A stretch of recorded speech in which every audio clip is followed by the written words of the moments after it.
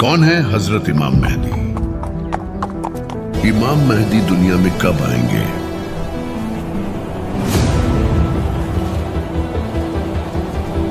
इस्लाम के अकीदे के मुताबिक कयामत से पहले दुनिया में 3 बहुत बड़ी और ताकतवर घटनाएं एक ही वक्त में होंगी। जमीन पर 3 ताकतें एक साथ उतरेंगी। हजरत ईसा अलैहिस्सलाम,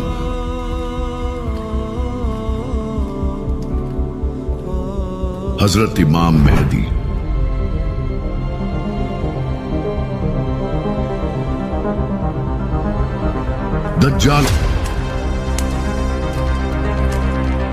दज्जाल काना होगा, एक आंख से अंधा होगा। एक मशहूर हदीस में आता है, हर नबी ने अपनी उम्मत को दज्जाल के फितने से डराया है।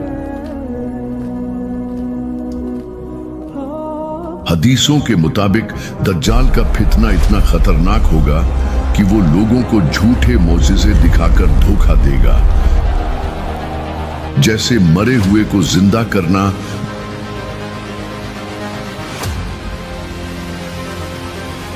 बारिश बरसाना,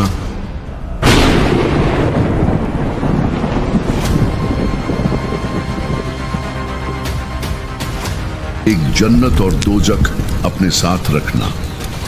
दज्जाल के पास एक बाघ और एक आग होगी।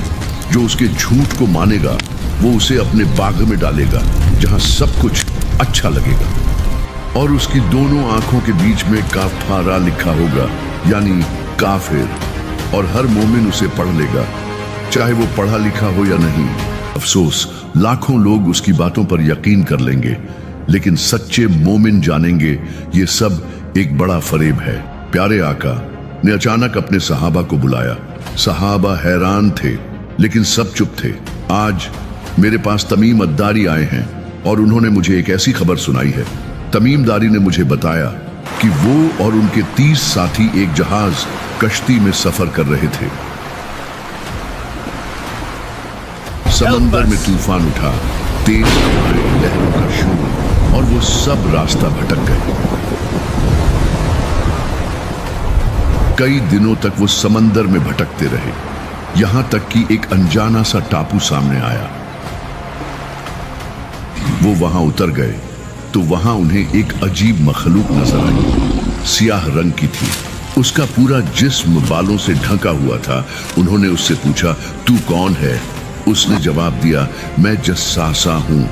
लेकिन उसने जवाब दिया, मैं ना तुम्हें कुछ बताऊंगा और ना ही तुमसे कुछ सुनूंगा। उस मखलूक ने हमसे कहा, उस बुत खाने इमारत में जाओ, वहां एक आदमी तुम्हारा इंतजार कर रहा है, वो तुम्हें सब कुछ बताएगा। हमने पूछा, कौन है वो? उसने बस इतना कहा, तुम खुद देख लोगे। फिर वो मखलूक तेजी से जंगल में गुम हो गई और हम सब डर और ताज्जुब के साथ उस इमारत की तरफ चल पड़े। दूर से वो इमारत वीरान और पुरानी लग रही थी, लेकिन अंदर जो था, जब हम उस इमारत में दाखिल हुए तो वहां एक अजीब इंसान था। उसका पूरा जिस्म जंजीरों में जकड़ा हुआ था, दोनों हाथ बंधे हुए, पैर जकड़े हुए और गर्दन लोहे की पट्टियों में फंसी हुई थी। उसने हमें देखा और फिर पूछा, तुम कौन हो और कहां से आए हो? हमारे साथियों में से एक ने जवाब दिया, हम शाम सीरिया से आए हैं। उसने फिर कहा, मुझे अरब के बारे में बताओ। अरब में एक शख्स पैदा होना था, उसका क्या हुआ? हमने कहा, हाँ, वही शख्स अब जाहिर हो चुके हैं, लोगों को एक अल्लाह की तरफ बुलाते हैं। कुछ लोग उन्हें मानते हैं और कुछ उनका इनकार करते हैं। इतना सुनते ही उस कैदी का चेहरा सख्त हो गया। फिर एक और सवाल किया, मुझे बताओ, झुघर जुघार के चश्मे का क्या हाल है? क्या वहां अब भी पानी है? क्या लोग उसकी खेती से फसल ले रहे हैं? हमने जवाब दिया, हाँ, वहां पानी है और लोग उस पानी से खेती भी कर रहे हैं। फिर उसने पूछा, उमान और बेसान के खजूरों का क्या हाल है? क्या अब भी वहां खजूरें उगती हैं? हमने कहा, हाँ, वहां अब भी खजूरें होती हैं। ये सुनकर उसने 3 चीखें मारी। हम सब डर गए। फिर उसने गर्दन उठाई और भारी आवाज में कहा, मैं दज्जाल हूं, मैं बहुत जल्द आजाद हो जाऊंगा। फिर मैं इस पूरी दुनिया का चप्पा चप्पा घूमूंगा।